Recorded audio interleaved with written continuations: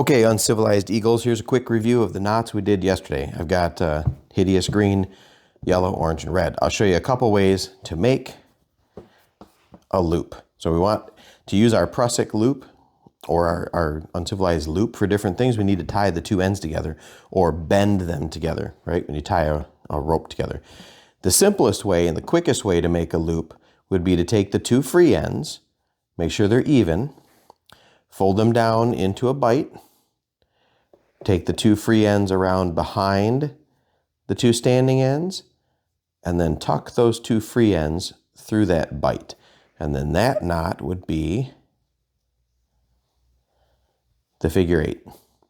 Okay, so you know that. Now I've made a figure eight to close my loop. The problem with the figure eight loop, while it's handy for pulling in one direction, like this way, if I pull the loop out, you see the two tails on the figure eight split and they can collapse that knot. It won't let go, but it's not a very good looking knot. So the one we did yesterday, so there's the figure eight, make a loop. The one we did yesterday is called a fisherman's bend, okay? So I want these two ends, they're gonna cross over each other, and basically they're gonna tie a double overhand knot around the other knot. So I showed you a way to take your finger, okay, so I hold these two, that end, and the end pointed to my right. I reach through the loop, and I pull that around my finger once, around my finger again, and you see when I went, do that again, as I went around that, over my finger once, now I come closer to my hand, so when I come around my finger the second time, I get that little X. Now I've got this free end, I can make some space next to my finger or take my finger out, but I want this end to run right under through there where my finger's at. So I pull my finger out and I tuck that end right through that hole.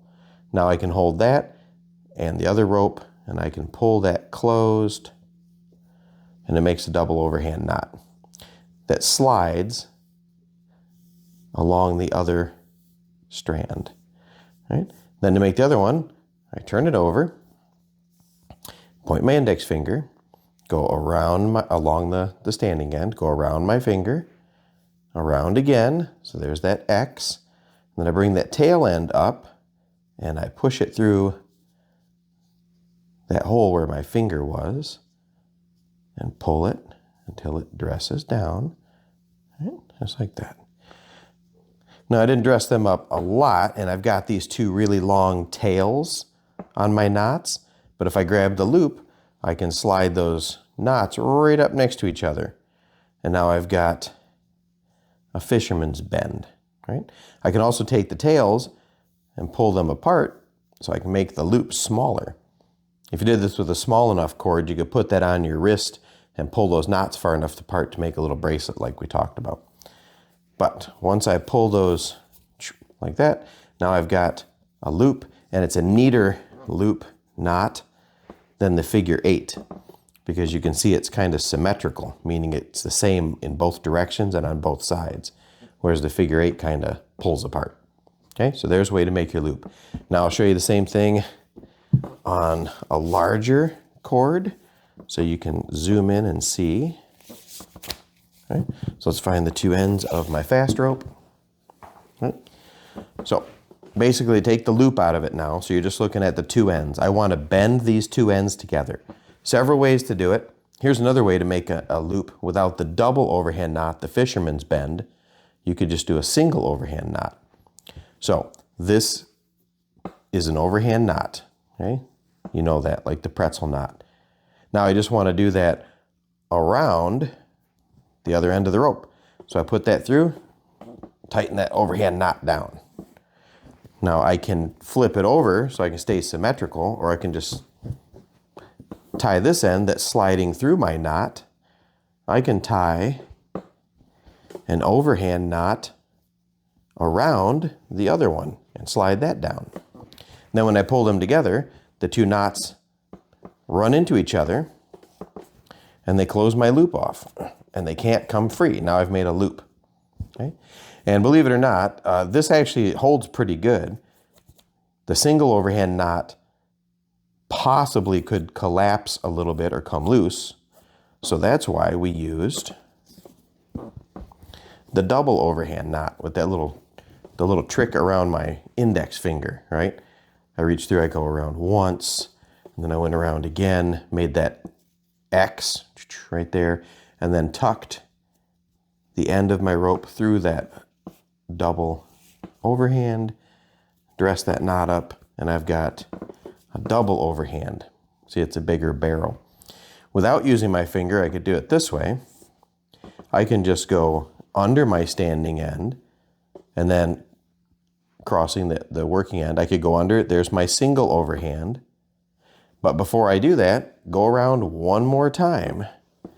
Now come under, there's the X, come under the X again.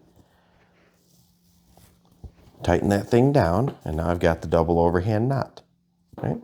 Let's dress this one up a little bit so it matches. The double overhand knot. Now when I pull them together, they butt up against each other, and I've got a nice closed loop. Okay, so here's something you can do with your loop. All right, once you get a little bit of practice with that, you can wrap that around twice, tuck it through, get that closed overhand. And I can do it in this direction as well. Go around once, go around twice, right?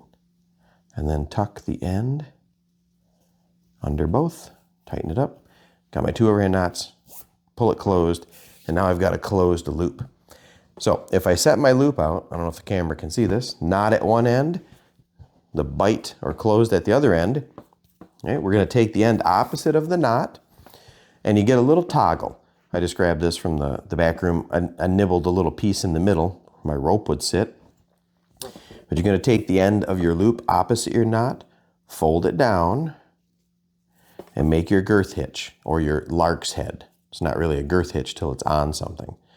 All right, so I make my lark's head, I put that right around my toggle, and now I've got a toggle on the end of my loop opposite my knot. And what good is that? Okay, I'm going to show you. All right, so what good is the loop? I've got that knot on the end, but now I've got this toggle tied on the other end with that girth hitch. You can take this toggle and tuck that up under your belt. And then I just take the loop with the knot side, put my toggle through there, and then I've closed my loop with no more knots. Now I can hang my water bottle from that. I can take that right back out and pull it around. If I needed to put a belt, oh, it's not gonna fit my thigh, okay. Let's go lower. If I just wanted to wrap this around something, I could pull that knot over, take the toggle and push that through, and then when the toggle turns back perpendicular to the way the rope is going, it gets stuck, and now I've got a closed loop. Okay, I can make a belt with that if I needed a belt. I could bind up my bedroll. There's lots of uses for your closed loop with a little toggle. Okay, Eagles, try that out and see what other uses you can come up with.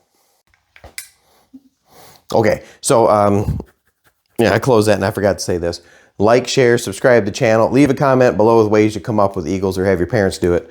And buy me a coffee if the parents are watching, because all the donations help me buy stuff like thousands of yards of paracord and other things we use in the crafts and activities each meeting. Now that's it.